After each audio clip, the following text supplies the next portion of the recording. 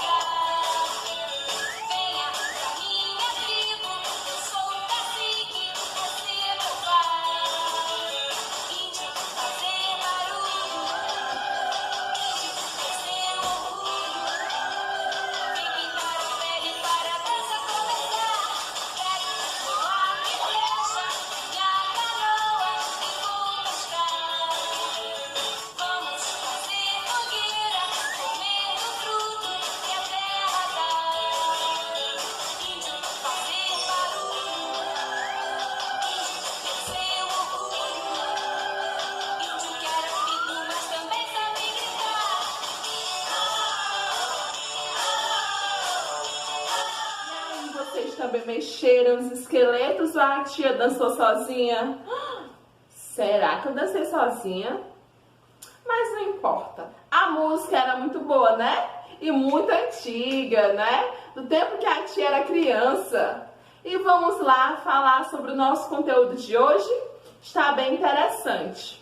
É muito importante que a gente relembre que na última aula que a tia gravou de história, ela disse que a gente herdou muito da cultura dos índios. Ou seja, muitas coisas próprias dele hoje são nossas. Algumas palavras, algumas gírias, alguns costumes, muitas comidas. Ou seja, os índios são importantes demais para a nossa formação e eles merecem ser respeitados, não é verdade?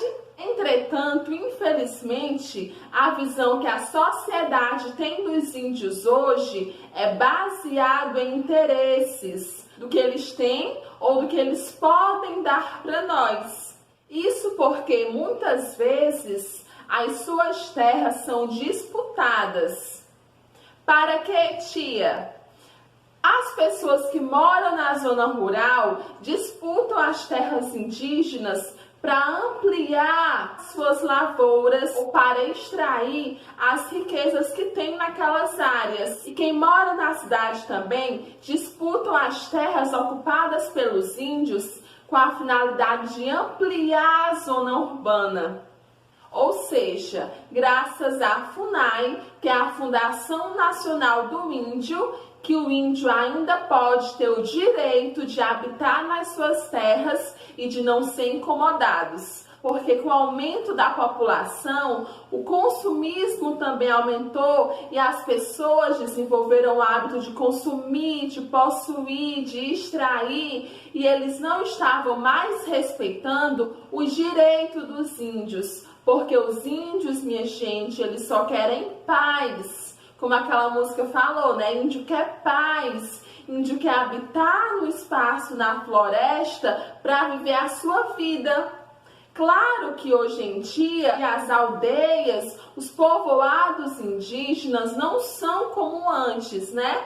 Hoje eles têm acesso à tecnologia, eles se vestem como a gente, eles falam, comem como a gente, mas ainda assim existem povoados de índios que eles moram em áreas de difíceis acessos e isso é intencional mesmo, porque eles querem continuar a viver a sua vida, só eles, a natureza e seus costumes.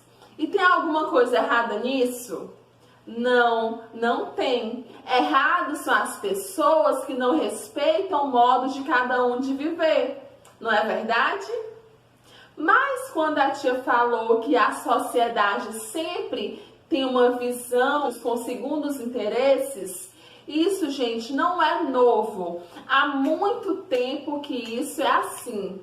Os primeiros a olharem para os índios com segundas intenções foram os portugueses. Os portugueses, quando chegaram ao nosso país, eles quiseram se aliar com os índios, enganar os índios, porque eram eles que tinham total conhecimento da área e das riquezas naturais que aqui existiam. E desde muito cedo, os portugueses começaram a explorar os índios para que eles pegassem para eles madeira e minérios. E quando a tia falou em madeira, ela lembrou da madeira mais exportada, mais explorada no nosso país na época da colonização. Sabe qual foi? O pau-brasil. O que era o pau-brasil, minha gente? Era uma árvore que poderia chegar até 30 metros de altura, com uma madeira muito resistente, que poderia ser usada para confeccionar móveis, barcos e, além do mais, essa madeira, ela dava um corante vermelho. Esse corante já havia sido descoberto pelos índios. Eram com esse corante vermelho que eles pintavam o rosto, o corpo. E quando os portugueses chegaram aqui, provavelmente já conheciam o pau-brasil, né? Mas eles começaram a perceber que essa tinta vermelha, quando pegava na roupa, ela não saía. E foi daí que surgiu a ideia de tingir as roupas de vermelho, porque naquele tempo pintar os tecidos não era uma forma fácil. Desde aquela descoberta, os portugueses começaram a exportar o pau-brasil para Portugal e fabricar tecidos vermelhos. Foi de lá que surgiu a ideia que o vermelho é uma cor de luxo, não é verdade? Que cor é o tapete de uma passarela? É vermelho. Os reis normalmente usavam mantos vermelhos ou peças vermelhas, e logo a cor vermelha, a cor de púrpura que eles chamavam, começou a dar ideia de status, né? Quem tinha dinheiro tinha uma peça de roupa vermelha no guarda-roupa.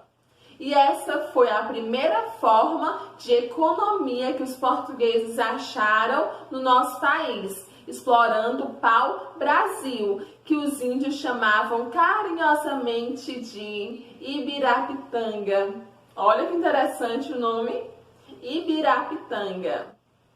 Então, desde que os portugueses chegaram ao nosso país, eles chamaram a atenção pelas suas terras, pela sua sabedoria. Eles não eram pessoas tão bobas como a gente pensa, e pelas suas formas físicas, porque todos tinham aparência forte e saudável. Isso devido à sua boa alimentação, porque tudo que os índios comiam vinham da natureza, e por vir da natureza eram fonte de comidas saudáveis, né? Sem nenhum agrotóxicos ou coisas do tipo que nos fazem mal. E além de tudo isso, muitas outras coisas foram incorporadas na nossa cultura, e por isso eles merecem nosso respeito.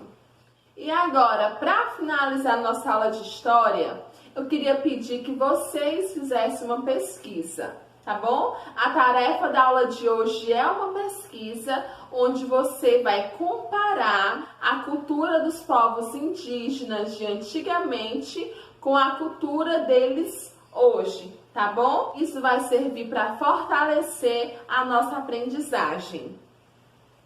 E aí, crianças, gostaram da aula de hoje? Espero que sim. Revisamos o nosso conteúdo. Agora vamos fazer a nossa pesquisa e vamos conseguir fixar o conteúdo na nossa cabeça, que é o mais importante, não é? Pois vamos lá, vamos ao trabalho, vamos investigar como era a vida dos índios antigamente e como é hoje, tá certo? A tia vai ficando por aqui e vai esperar a sua atividade, tá? Beijinho, beijinho. Tchau, tchau.